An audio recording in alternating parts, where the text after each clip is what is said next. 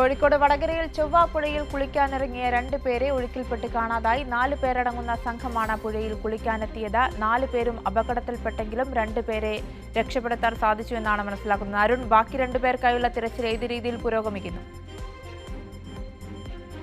വടകര മണിയൂർ ചൊവ്വാപ്പുഴയിൽ പാലയാട് നടയിൽ പുഴയിൽ കുളിക്കാനിറങ്ങിയ 4 പേരാണ്. 4 യുവാക്കൾ അടങ്ങുന്ന സംഘമാണ് കുളിക്കാനെത്തിയത്. ഇപ്പോൾ നബീൽ എന്ന് പറയുന്ന 19 വയസ്സുകാരനെയും മലപ്പുറം സ്വദേശിയായ യുവാവിനെയുമാണ് ഇപ്പോൾ പുഴയിൽ ഒഴുക്കിൽപ്പെട്ട് കാണാതായിട്ടുള്ളത്. ഈ 4 പേരിൽ അപകടത്തിൽപ്പെട്ട 2 പേർ നീന്തി കയറുകയായിരുന്നു. പിന്നീട് ഈ 2 കുട്ടികൾ ഒഴുക്കിൽപ്പെടുകയായിരുന്നു. ഈ 2 പേർക്കുള്ള തിരച്ചിലാണ് ഇപ്പോൾ തുടരുന്നത്.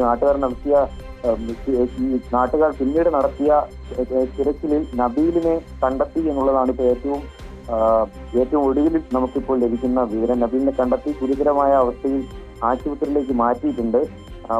ഒരാളെയാണ് ഇപ്പോൾ നിലവിൽ കാണാതായിട്ടുള്ള തിരച്ചിൽ തുടരുന്നത്.